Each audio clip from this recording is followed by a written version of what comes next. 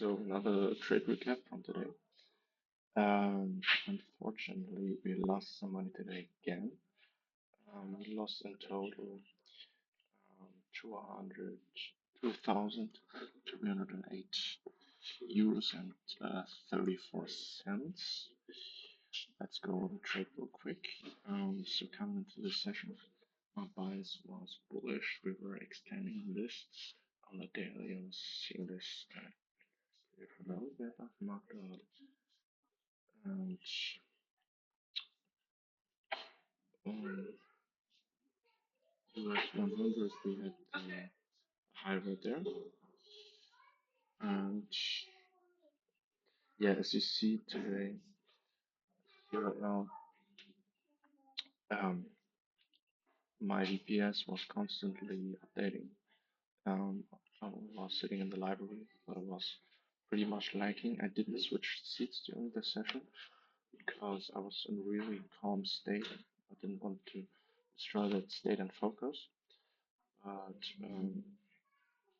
that because I didn't,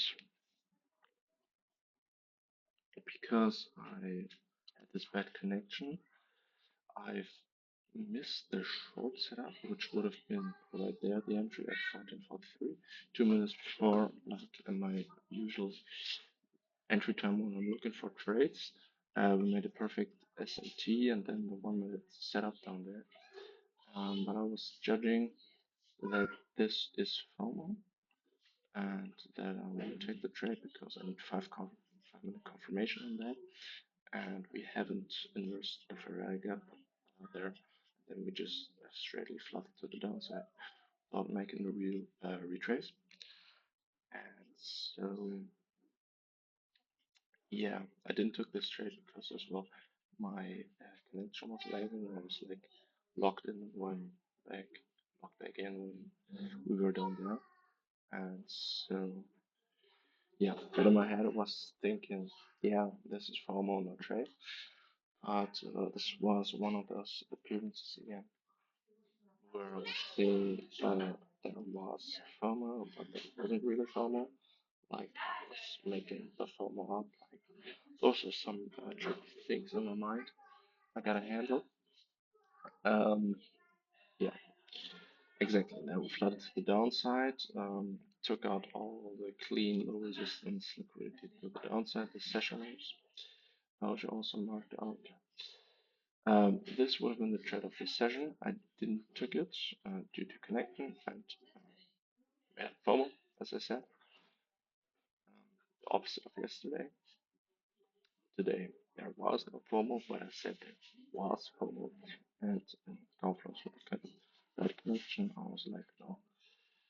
Alright, so and we did took the short and we actually made a bullish SMT of the angels and still had the daily fulfillment bias.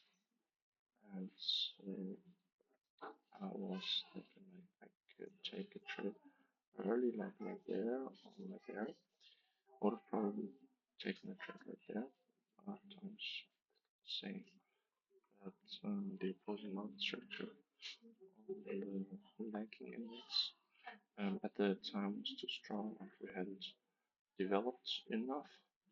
And then after some time, after we've developed like this, made a great perfect setup on the 1 minute, strong bullish movement and also inverse in this gap on US 100.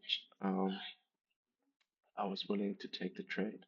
I was like, the reason I entered up there was again due to connection, probably would have entered down there with a better RR. Yeah, it was a good trade. Like the fulfillment bias, everything added up. So today I would say it was a process win, not like yesterday. But yeah, this I should have taken this first trade, but I learned from it. I made the follow up. It didn't really was there. Um, I already had that once in the past, and there I recognized it and entered. Today I didn't. Um, and then it took me long, like a little long. So this was a probability loss, I would say. Um, yeah, what else to say about it? Like I was in a really, really calm and focused state today.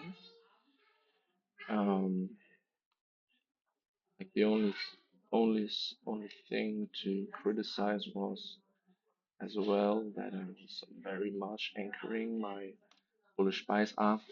And probably the most important thing from today is to learn that when I have an hourly S&T, I always want to wait for my 5 minute confirmation. Um, like here, me wanting to wait for the 5 minute initial, but there wasn't really one. S&T, as you see, was just the high wick and a lower wick, and the real S&T was on the 5 minute. So I could have and should have taken the trade of the 1 minute of the 1 minute bearish setup. I should have already had 14:43. That wraps it up for today.